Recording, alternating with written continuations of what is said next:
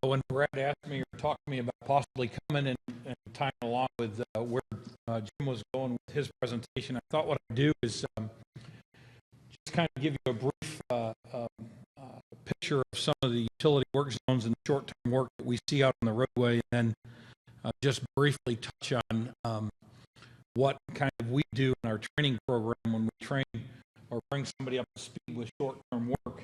And I titled the presentation, our training program is titled the presentation as a way of life. There's a reason for that.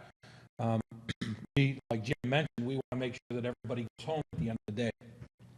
And when you do this properly out of the roadway, potentially the results are going to be good, that we're going to have people go home at the end of the day, not only the workers in the work zone, but also the motorists and the pedestrians that are out there. This actually is a fatal accident, a photograph of a fatal accident that occurred on the West Coast, and a flagger was killed here in this particular accident. And this was the vehicle that struck the flagger, struck a airboard on this site, and the person, the flagger, ended up losing their life in this short-term work zone. I work with a number of utility companies out on the roadway, and obviously I've got a number of horror stories, but in this particular case, this was actually could have been a horror story, but we had trained this utility company, and you can see, even though the lanes here, what they've done is they've occupied this lane on this side of the roadway here. You can see the gold solid line here, and they split the other lane. Now, there isn't really enough room here for two lanes technically, but they've done the best that they could by splitting the two lanes to keep mobility happening. So they're a bit off there. They could have had wider lanes, but what happened in this particular accident is they had a woman who was going home from work at about 2:30 in the morning, and she had driven down this side of the roadway to take a friend and drop her off, and then about 15 minutes later she came back through this side of the work zone, and they believe possibly because of the late hour and her tiredness that she fell asleep, and this is where she parked her car. There's a 12-inch water main in the bottom of that hole. This is a water company. It's a 12-inch water main, and she basically peeled her car into that excavation. And about 5 minutes before she ended up in that hole, there were 3 employees in that hole. So those gentlemen that were in the hole actually avoided a serious accident when she ended up in this work site. They did have a bunch of cones out on the roadway. They had coned the lanes. They had advanced warning signs out here. They were close to being set up by the standard, and they had been trained. We trained this company basically almost yearly. We trained this company on work zone issues. So when I do this training, I ask the question, what is the need to do traffic control? Why do we do it? And there's things that are happening out on the roadway that potentially can affect your workers out on the roadway. Number one, the infrastructure that we have is falling apart. And in the process of that infrastructure falling apart, more and more people are working out on the roadway. And there's a couple of issues that happen out there that can cause some serious difficulty for your employees as they work on the roadway. As the infrastructure falls apart and people drive through work zone after work zone after work zone, we see sometimes a desensitization of the motorist to the work zone. And when that happens, it can cause problems for your workers in the work zone. And there's a lot of people doing work out on the roadway across the board, not only utility companies, but you got contractors, you got DOT themselves, you got crews working for municipalities and townships and counties. There's all kinds of work happening out on the roadway. The other thing that's happening is the work zone patterns or the roadways that you're working on, their patterns are changing. We're widening roadways to handle volume, and as the traffic pattern changes, there's issues that go along with that out on the roadway. There's changing driver habits. Most states are dealing with issues related to people who are talking on cell phones and working with distractions inside the vehicle. And those things are causing more difficulties in not only in work zones, but on the roadway itself. One of the other issues you're dealing with is we have an aging public. The baby boom generation is moving into retirement years. And that's one of the issues that you're dealing with out on the roadway in terms of the abilities of the motorist behind the wheel of the car And then we have visual noise. We have all kinds of issues that are happening that are distracting the motorist's attention. And then finally, the last thing that is a difficulty in the work zone is the attitude of the employee. I just spoke here earlier in one of the sessions. I talked about a case study of an accident that happened up in Albany, New York, with a utility company, and the personnel habits of the worker, his attitude towards work zone traffic control, potentially contributed to part of the incident. What I want to do is just show you a couple of short-term work zones that are set up on the roadway and kind of look at them from a perspective of how they were set up and how they should have been set up by the standard. This is typically what we do is we go out on the roadway and we actually take field shots of a work zone that we're trying to help the company get in compliance with. And this happens to be a 45-mile-an-hour multi-lane roadway, a corporate kind of area out in Illinois. And as you can see, you come up on this work zone, there's no advance warning sign to let you know as the motorist that the lane that you're traveling in, this lane right here, is completely closed as you go around that corner a little bit. And really what happens is you come up on this work zone at 45 miles an hour, and the only advance warning device is that arrow board, which if you read the MUTCD standard, this basically is not a standalone device in the work zone. If you close that lane, you need to notify the motorist in advance of that, potentially the lane is closed with some advance warning signs. And the entire work zone consists of these 4 cones in the cone paper, the 4 around the truck, and that arrow board. And from a helicopter view, this is the way that work zone was set up.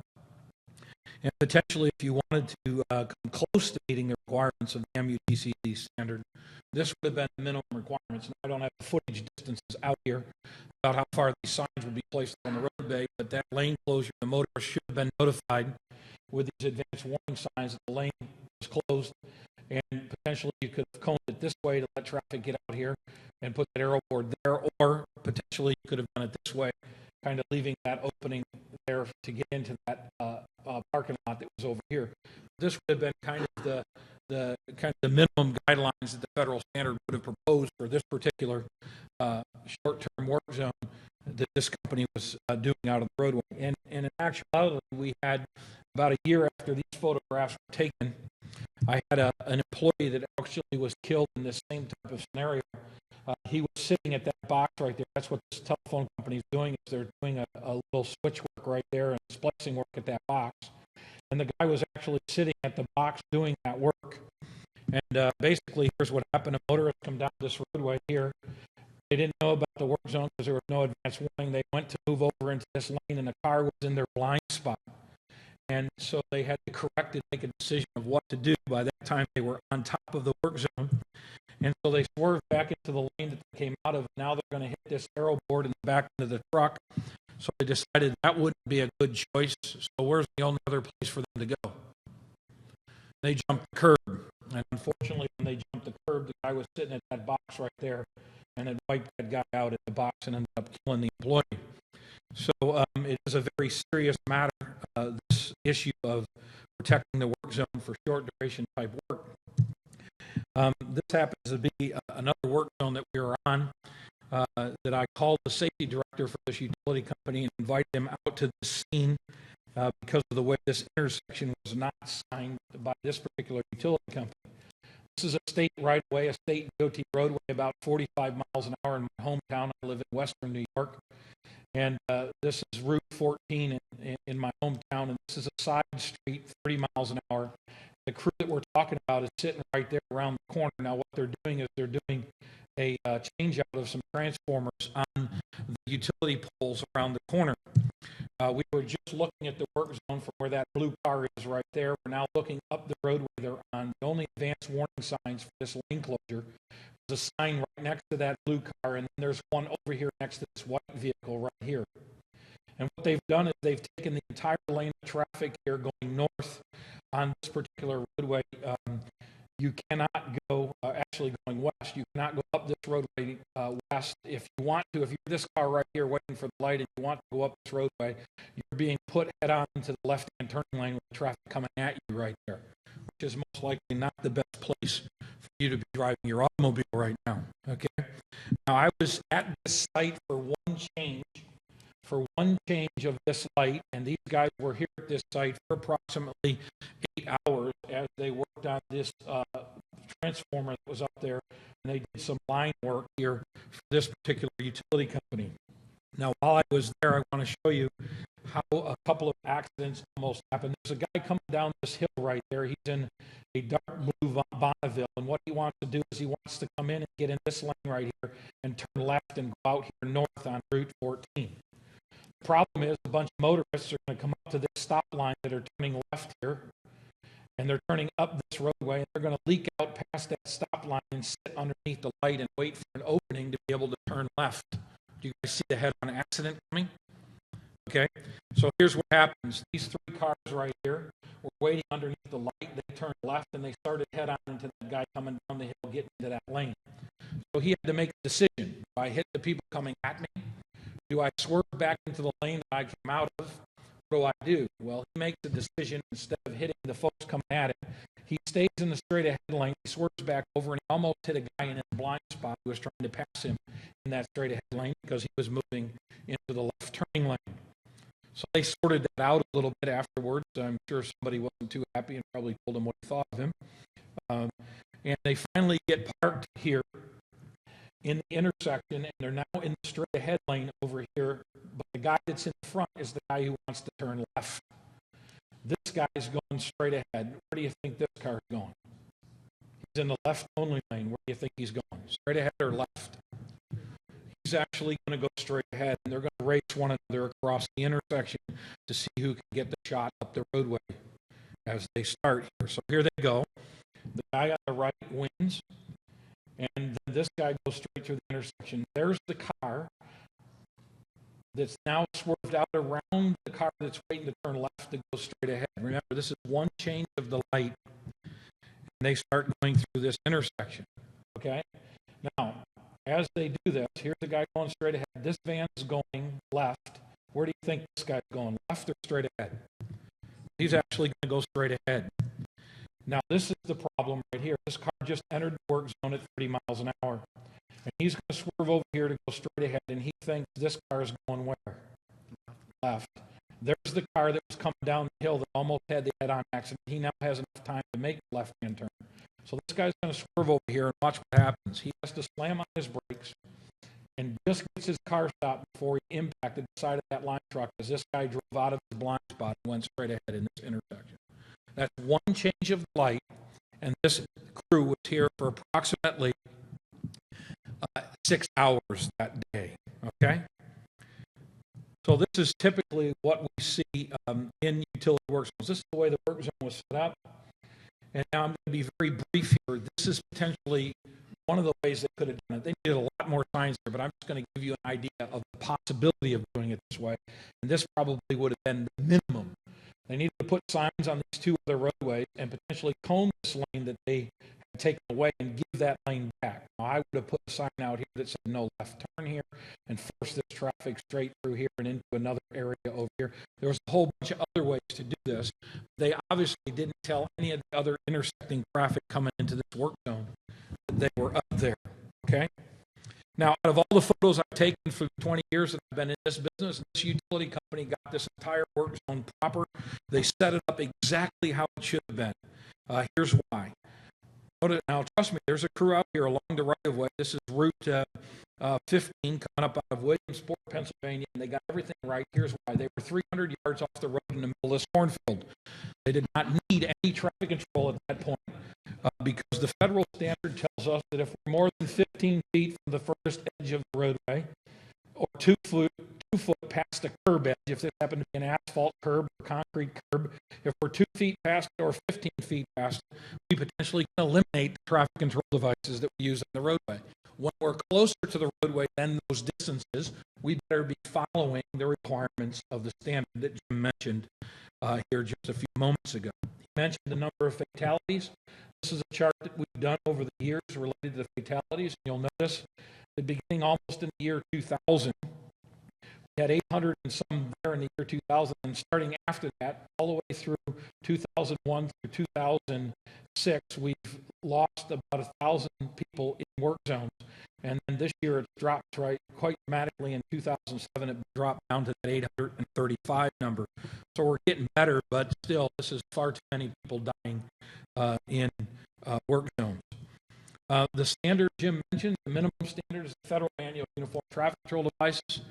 We're now in a revision year of that, and we're probably looking at a new manual sometime late this year or early next year with a bunch of revisions that's been being made to the standard since 2003. Jim mentioned that OSHA gets involved through this construction standard, which you probably are familiar with. Hopefully you're familiar with that, because OSHA writing citations on this issue is happening. And then every state deals with the federal manual in a number of different ways. Most of them adopted the federal standard. Some write their own supplements above and beyond the Fed standard. And then you have other issues in the states you're dealing with like qualified product list, as well as their permitting practices for construction and maintenance operations and that sort of thing related to short-term work. I mentioned OSHA. Here's how OSHA is getting involved.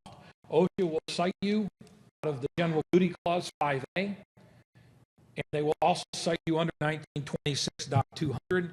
The electric utility industry and the telecommunications industry have both their own standard, and in these two standards, they refer to this and also are covered by General Duty 5A. And I do have one company that actually has been cited under OSHA requirements in the federal manual, and they were hit with a serious violation for not wearing safety vests, flagging without stop slow paddles. And in that particular case, that company, that serious violation, has now put them on probation for 3 years. If they have another violation that is considered a willful violation that's life-threatening, the fine can go from $30,000 to $70,000, depending on what type of day the OSHA inspector is having that day. But this is the OSHA standard and how it reads related to following the MUTCD as requirements for your work zone. I'm going to skip over this because Jim talked about fundamental principles of safe traffic management, and what I want to do is, and Jim also showed you the stages of the work zone. So what I'd like to do is this is what we train on short-term work for a utility company. We train these three key elements of what you really need to work on or know in order to help you pick a typical application out of the federal standard, and also to be able to figure out the length of a cone taper, the type of cone taper you're using, and how many cones and that sort of thing to put in it. I'm not going to get real detailed on that. These are the three things that we typically teach a short-term company that's doing short-term work on the roadway. We teach their employees they need to determine three things. Number one, which typical application they may follow out of the standard. Again, it might have to be adjusted based on the conditions. We teach them how to determine which cone taper they have to pick and how many cones are in that and how long the taper is. And then if they choose to use a buffer space, we teach them how to find the length of that buffer zone and the number of cones they need. When you do the selection criteria for a typical application, you have to look at four things: work duration, work location, roadway type, and the type of work that you're doing out on the roadway. And when you read the federal manual, they fall into these categories. For work duration, these are the 5 different categories that you have, or 6 different categories that you have for work duration. And once you determine how long you're going to be there in one of these categories, it will help steer you to the right typical application. Also, the same thing related to where your work is located out on the roadway. You got to determine which one of these categories you fall into. Remember, I mentioned outside the shoulder edge is at 15 foot and 2 foot distance. You're on the shoulder with no encroachment, on the shoulder with a minor encroachment, within the median or in the travel roadway. So you determine where your work is located. Then finally, you determine which type of roadway you're on. And once you do that, with those 3 categories of things, pretty much your work is going to be determined already, what type of work you're doing. Once you do those 3 things, you can pick a typical drawing like this. And then the drawing is going to actually show you how many signs potentially you need, how to lay out your cone taper, your buffer space, and cones around it, where the workspace, and you can then modify this drawing. So that's kind of how you pick a typical drawing on how to set up a work zone out on the roadway. That's the first thing we teach employees to do. Here's another example of one of those typical drawings out of a pocket guide that we actually make for the utility industry. Once you determine that typical drawing, you then have a table in the back of the book. If your state allows you to use this table will give you the sign spacing distances that you can put your signs out on the roadway, and that will show you where to put the signs in the distance that they're out in the roadway. The second thing we teach is this cone taper, how to determine which type of taper you use. And actually, in the federal manual, this is the taper we're talking about. And actually, in the federal manual, there's 5 different types of tapers: merge taper, a shift taper, shoulder taper, downstream taper, and a one-lane, two-way flagger taper. We then teach your employees how to determine which type of taper they're going to use. And then once they're able to do that, then there's a formula in the federal manual to determine the length of the cone taper. And what we've actually done in our books, we've taken that formula and we've calculated the tapers already for the lane width that you're going to be using. And so if we're closing a lane at 30 miles an hour, and it was a 12-foot lane, you're going to come over here and it's going to be 180 feet long with this merge taper, and it's going to have 7 cones approximately in that taper. So we teach your crews how to determine which type of taper to use, then how to find the length of that taper and how many cones they need in it. That's the second thing a crew would have to do to help set up a typical application properly out on the roadway and that short-term work zone. And then the final thing that they would have to do is to determine if they chose to use this buffer space. We actually show them in the work zone where that buffer space is. It's this space here where no equipment or personnel can be. It's kind of a deceleration area to get a motor stopped who made the wrong decision. It's an optional area, and if they choose to use that buffer zone, then we teach them to go to this table here, which is the table referred to in the manual for stopping distance as a function of speed. And we take 30 miles an hour, and the zone is there at 200 feet with 7 cones. So we teach the employee how to then do those 3 things to help them set up the work zone properly on the roadway. And the final thing I'll talk to you about here before I just show you a couple examples of the wrong type of temporary traffic control devices to use. We suggest you as a company, if you're getting in compliance with the standard, you implement a 5-part plan to get in compliance with that. Number 1, you train your personnel on how to do this properly out on the roadway. Number 2, you find some sort of manual or documentation that's going to show them how to set up work zones properly, whether you use a small pocket guide like our company manufacturer, you use the federal manual, or you write your own. You have some sort of practice and procedure in place. We suggest you document their training and the practice and procedure, as well as you document what you're doing in work zones. We suggest you update the practice and procedure and the training, as well as the equipment, to bring it in compliance with the standard. And then finally, you have some sort of inspection or audit function in place at your company in order to make sure that your work zones are being done properly out on the roadway. Okay, the final thing I'll do is entertain you just for a moment before I'll take questions and answers, Jim and I. This is not the proper way to do a cone taper, regardless of whether you're in Southern California or not. Okay, this one here, this will cause a serious problem if a motorist hits that and a spark ensues. That's a small explosive device, and it cannot be used, especially if it doesn't have a reflectorized collar around it. I'm just kidding. You cannot steal the neighbor's recycling bin, even though it's orange. It doesn't work. The other point I'll make on this work zone, and a lot of times this happens, this is a tree trimming company who's doing short-term work, and you'll notice they cut the branches and close this sidewalk off here. And we actually had a 12-year-old boy killed in Lockport, New York. He walked down a sidewalk like this, and the utility company was doing some overhead line work. And the boy walked down the sidewalk, and it was closed. Instead of going back and crossing at the intersection, he walked out around the truck like this and was killed in the lane of traffic. So if you do close that sidewalk down, obviously you need to take into consideration the pedestrian traffic that you would have to relocate when you did that.